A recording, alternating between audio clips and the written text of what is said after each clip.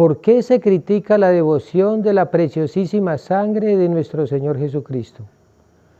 Queridos amigos en la fe de la Iglesia Católica, se dirige a ustedes uno de los sacerdotes del apostolado de la preciosísima sangre de nuestro Señor Jesucristo.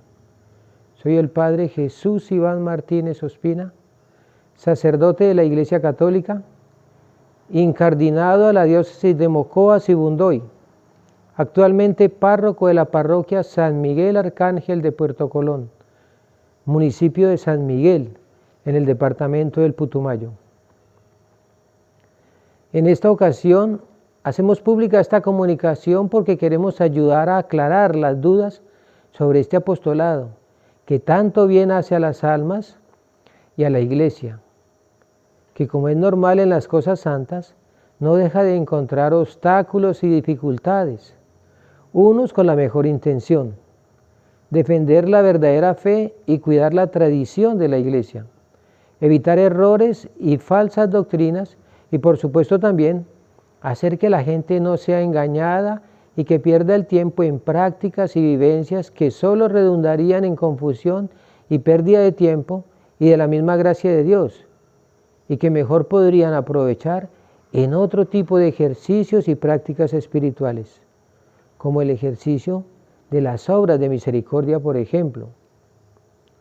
Hacemos esto desde el conocimiento que tenemos del apostolado, su seguimiento, práctica y acompañamiento.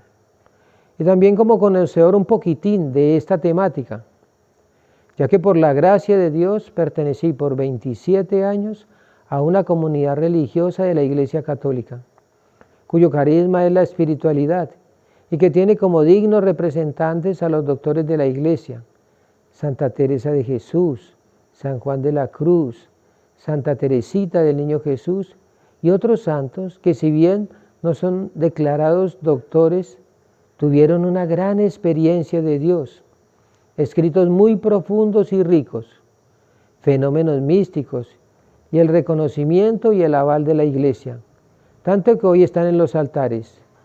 De ellos algo hemos aprendido.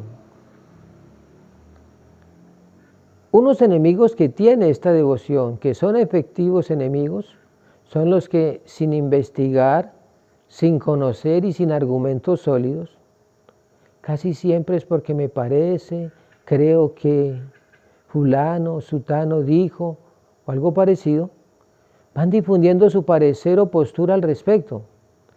Estos son de los más duros de convencer, como los protestantes cerrados, y a quienes más difícilmente se les puede conducir a la luz, por cuanto sus pareceres llegan a ser verdaderas convicciones de las cuales es casi imposible salir, sencillamente porque creen tener la verdad. Entre ellos son muchos los que, con argumentos de la Sagrada Escritura, interpretadas a su modo y no sometidos a la autoridad eclesiástica, desde esa luz que se paran firmemente en esa verdad que dicen tener. Aquí podríamos mencionar, por ejemplo, los que están en contra del Papa Francisco, que no son pocos, que no tienen ningún respeto ni consideración por la máxima autoridad eclesial, a quien incluso ofenden, ultrajan y difaman. Existe otro grupo que podemos catalogar como los que sí son los verdaderos enemigos, diríamos acérrimos y deliberados enemigos, porque malintencionadamente tienen la firmísima intención de destruir la devoción y sus benéficos efectos. Son los agentes de la oscuridad, son aquellos que no solo están en contra del apostolado, sino en contra de la Iglesia como agentes de iniquidad. Por eso el Señor en el tercer misterio de la coronilla de la preciosísima sangre nos enseñó a pedir contra los planes del reino oculto.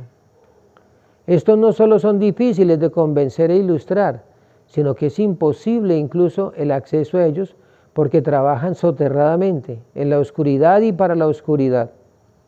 Normalmente no dan la cara porque no quieren ser iluminados. Llegar a la verdad, de ella no tienen el menor interés. No podemos olvidar lo anunciado por el Señor en el Evangelio, la división que llegaría a reinar en la misma familia, en la misma casa. 2 contra 3, 3 contra 2. Confróntese Lucas 12:52.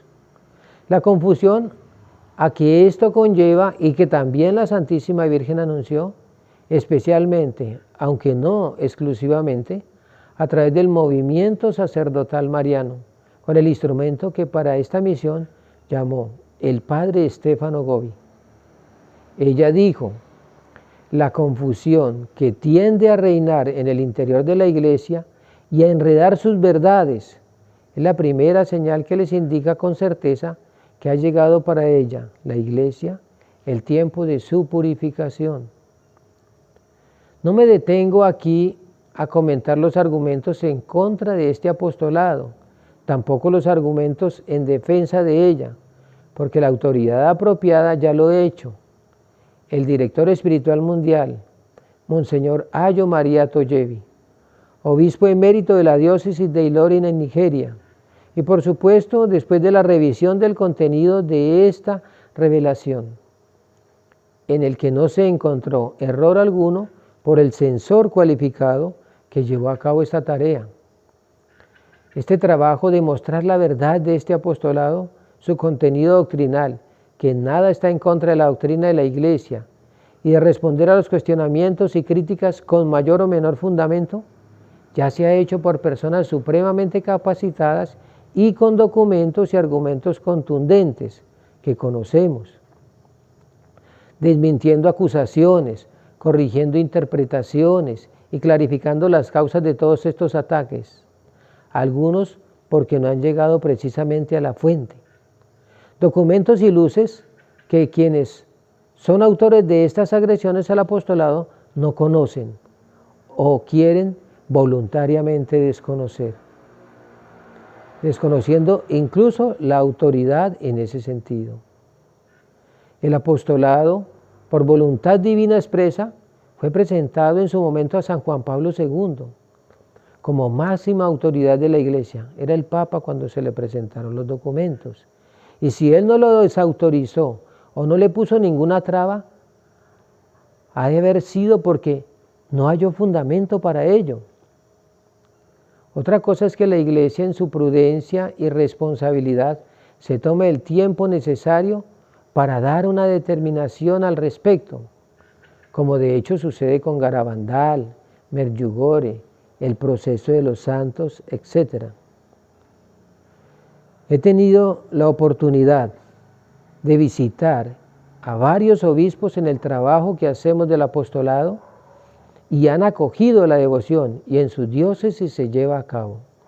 Actualmente, algunos ya eméritos que acogieron en su momento el apostolado. Es más, hubo un obispo que hacía Getsemaní con la comunidad y estaba a punto de consagrarse cuando precisamente le llegó el tiempo de su retiro, que exige la Iglesia a los 75 años a los obispos. Y en esa misma diócesis, quien sucedió al obispo, el nuevo obispo, igualmente autorizó el apostolado. Que el Señor, que es luz del mundo, Juan 8:12, y que conduce a todos a la luz, a quienes se dejan guiar por el Espíritu Santo, por su gracia, ilumine las conciencias, asista a las buenas intenciones, ayuda a nuestra pobre capacidad, no permita que demos cabida a la más mínima actitud de soberbia y arrogancia o pretensión de protagonismo. Que Él nos haga humildes y sencillos, prudentes y sabios para discernir todo en su presencia y poder elegir siempre aquello que es su santa voluntad, como nos lo enseña en la Sagrada Escritura, en la Carta a los Romanos, capítulo 8. Discernirlo todo y quedarnos con lo bueno. Que la preciosísima sangre que brota de la sagrada cabeza de nuestro Señor Jesucristo, templo de la divina sabiduría, tabernáculo del divino conocimiento, luz del cielo y de la tierra, nos cubra ahora y siempre. Amén.